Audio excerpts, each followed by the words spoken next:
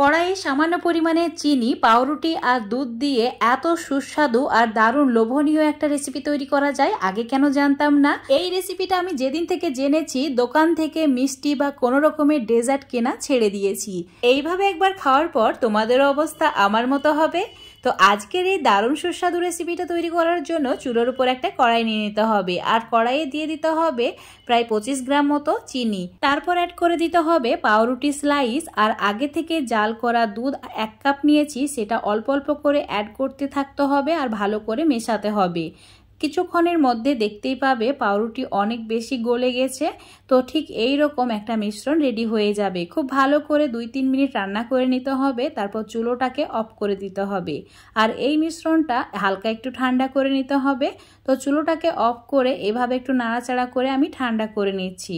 হালকা একটু ঠান্ডা হয়ে গেছে, এবার একটা মিক্সার জারের মধ্যে মিশ্রণটা নিয়ে নিতে হবে। পাউরুটি ও দুধের মিশ্রণটা একদমই ক্রিমের মতো তৈরি করে নিতে হবে, তাই 1 মিনিট সময় ধরে ভালো করে পেস্ট করে নিতে হবে। তোমাদের আমি এখন 1 মিনিট পর দেখাচ্ছি। দেখো, এটা দেখতে অনেকটা কনডেন্সড মিল্কের মতো মনে হচ্ছে। ঠিক এই রকম মিশ্রণটা রেডি করে নিতে হবে। এটা এখন সাইডে রেখে দিচ্ছি। চুলোর উপর একটা কড়াই নিয়েছি, কড়াইয়ের মধ্যে 1 চামচ মতো ঘি অ্যাড করে দিলাম। আর ঘি যখন একদম মেল্ট হয়ে যাবে অ্যাড করে দিতে হবে 8-10টি মতো কিশমিশ আর 5-6টি মতো কাজু। এবার চুলোর আঁচ মানে ফ্লেমটা একদম কম করে দিয়ে 5-6 সেকেন্ড ভেজে নিতে হবে।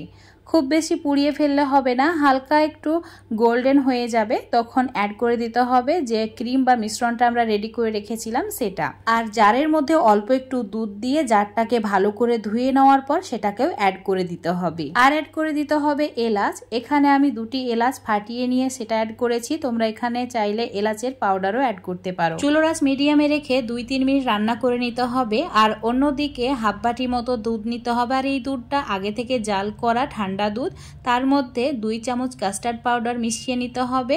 আর এই মিশ্রণটা এবার কড়াইয়ের মধ্যে অ্যাড করে দিতে হবে।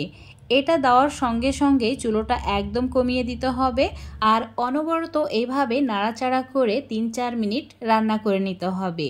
3-4 মিনিট পর এটা অনেক বেশি ঘন হয়ে যাবে আর দেখতে ঠিক এই রকম মনে হবে। এখন একটা পাত্রের মধ্যে নিয়ে নিচ্ছি। এই ডেজার্টটা সার্ভ করে নেওয়ার পর অল্প একটু ড্রাই ফ্রুটস এইভাবে উপরে ছড়িয়ে দেবে, তাহলে এটা অনেক বেশি লোভনীয় লাগবে। যে কোনো সময় ছোটোখাটো অনুষ্ঠান হলে বা অতিথি আপ্যায়নে এই ডেজার্টটা একদমই পারফেক্ট। অল্প সময়ে ঝটপট তৈরি করে নেওয়া যায় আর খেতে খুবই সুস্বাদু হয়। আশা করছি আজকের এই রেসিপিটা তোমাদের ভালো লেগেছে। ভালো লাগলে অবশ্যই লাইক, শেয়ার, কমেন্ট করে দেবে। ফেসবুক পেজ থেকে রেসিপিটা দেখলে পেজটাকে ফলো করে নেবে, ইউটিউব থেকে দেখলে চ্যানেলটাকে সাবস্ক্রাইব করে রাখবে। আর ওই রকম সহজ আর দারুণ সুস্বাদু রেসিপিগুলো পাওয়ার জন্য। এই গরমে প্রাণ জুড়ানো ঠান্ডা ডেজার্ট খেতে কার না ভালো লাগে। অল্প কিছু উপকরণ দিয়ে অবশ্যই এইভাবে একবার বানিয়ে খেয়ে দেখবে।